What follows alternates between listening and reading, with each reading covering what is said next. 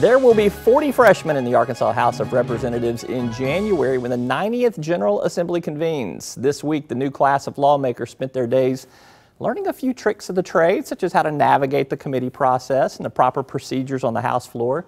Joining me at our political roundtable are Representative Julie Mayberry, Republican from R-Hensley, Arkansas, and Representative Clarke Tucker, Democrat from Little Rock. Welcome to both of you, and thanks for being here. Thank you. Thanks for having us. And welcome to the state capitol. You know, I mean, you guys are in for it. You've been up there a little bit, so. I have been. My husband has been serving the last two terms, and I've been around, but it is far different actually sitting in that seat than watching from the gallery. Yeah. All right. I got a trivia question for you, though, about Hensley here. Who is the most famous politician from Hensley, Arkansas? I don't know. And it's really technical. I don't actually live in Hensley. I have a Hensley mailing address. Gotcha. It's really confusing. We are in east end of Saline County. All right. Great, great community. Love it there. I'm going to tell you the answer to the trivia question. But what is the answer? Leon Griffith, the 1976 Republican nominee for governor of the state of Arkansas. There you go. Who did he lose to, Clarke? Lieutenant Governor, 1976? No, governor, 1976. That would be David Pryor. All right. You get a gold star, both of you, though, so that's good. Ding, ding for him. All right, let's talk about Orientation Week. What went on this week up at the state capitol? Y'all spent most of the 5 days up there just learning all these different procedures. I know I came up there and spoke to you guys as a member of the media, kind of some things to think about. What were your impressions of the week of orientation, Julie? Well, first of all, I think it really showed me that it is the House of Representatives, and it truly is the House of Representatives. We have a great mix of people from all different backgrounds, and this was an opportunity for all of us to kind of get to know each other, where each other's strengths are. You know, who's the engineer, who is the doctor, so when we have questions, when those bills come before us, we might be able to go to one of our fellow members and say, hey, can you help me understand this? Right. And so that's really neat. Getting to know each other is really what a lot of it was. And some personal, just learning personalities and stuff too, I would imagine. Absolutely. I completely echo what Julie said. And on top of that, just walking in the chamber, it's very humbling.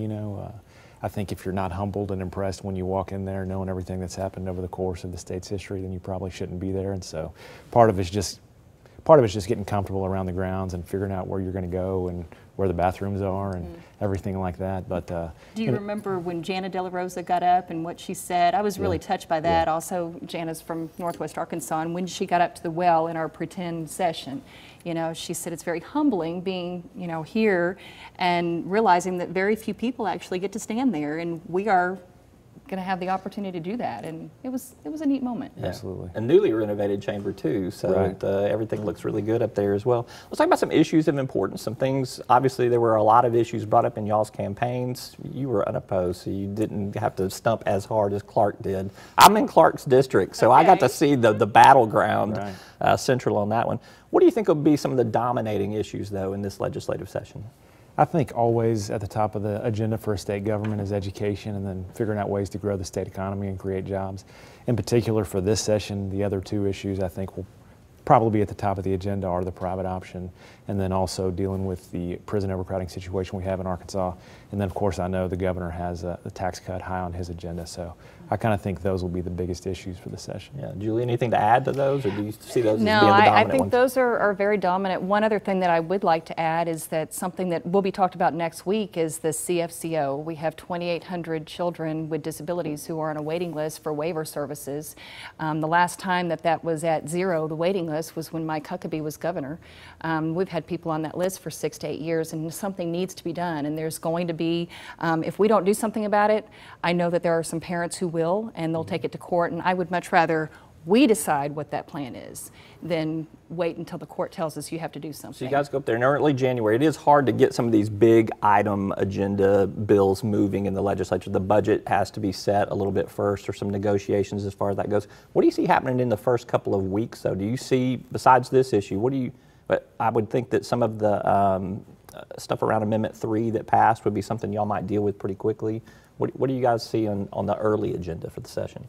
I think we all have lots of questions about Amendment 3. Right now, I'm just, someone wants to hand me cookies and I say, I'm sorry, I can't take cookies from you. I don't know what you do. I don't know who you're connected to. And, you know, I think we're all trying to be really careful until there's... I don't lobby. You can have that mug. That is for you as a token of my appreciation for being on the show. No, it's okay. You can have it. I want to be careful. But, you know, I think that we're all really scared about taking a wrong step until we get really clear guidelines on that. Mm-hmm. I agree, and I've spoken with Representative Sabin about it, and I want to work with him on kind of some next steps following issue 3. And for example, a searchable database for donors in Arkansas, I think, is something that we need to do.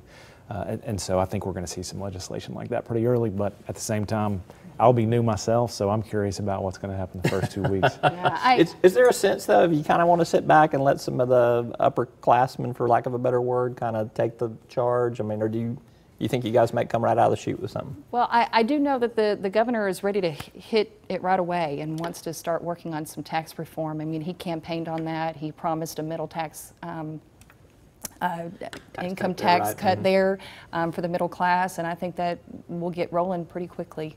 All right. What have been your relationships with the governor? Have you had some private conversations with him? I have not had a private conversation with him. He came out to a parade in East End, and I was able to speak to him and his lovely wife, and we loved having him there, but you don't talk too much politics in the middle of a parade. No, you're throwing candy is what you're doing there. Have you had any conversations with the governor-elect? Not since the election, no. All right. He's going to get y'all in an office eventually and start knocking some skulls to get what he wants. He has a lot on his plate right now, trying to, you know, get a lot of people hired and in place, and that's really what he's trying to get accomplished right now. Any personal legislation, some things that you may have campaigned on that you want to bring in terms of just your own, as a representative of your district, your agenda? Clarke, what might you roll out this time around? I'm still working on several things. You know, one thing I mentioned is some of the ethics reforms that I want to continue to work on. Education is going to be at the top of my personal agenda, and I talked in my campaign extensively about expanding pre-K, and so I'm going to want to work on that issue and at least fund the existing program that we have, and so I'm going to try to want to do some work on that. And probably I'm going to want to work on the prison overcrowding issue because I think it affects Little Rock in particular in Pulaski County. So those are kind of some of the issues I'm going to want to be working on. And what the exact legislation is, I'm not sure. We'll give you some time to work that out there. How about you, Julie? Well, I have been working truly for about 3 years on trying to figure out how we solve a problem of getting more school nurses on our campuses. And I am probably going to propose 3 different bills to look at that. One would look at trying to increase the number of school nurses at each one of our campuses, trying to improve the quality of those nurses, making sure that the nurses that we're hiring are working within the scope of practice, and then also making sure that they have the facilities that they need to actually do their work. We have, and I went back to double check the numbers, we have 123 schools that have a nurse working with no running water. We have 53 who do not have a sharps container to throw away a dirty needle. I mean, that's healthcare 101, and that should not be, that number should be 0. So we need to do something about the facilities there. So that's near and dear to my heart, and if I can make at least a step towards accomplishing that goal. Those are good. Yeah, good things there.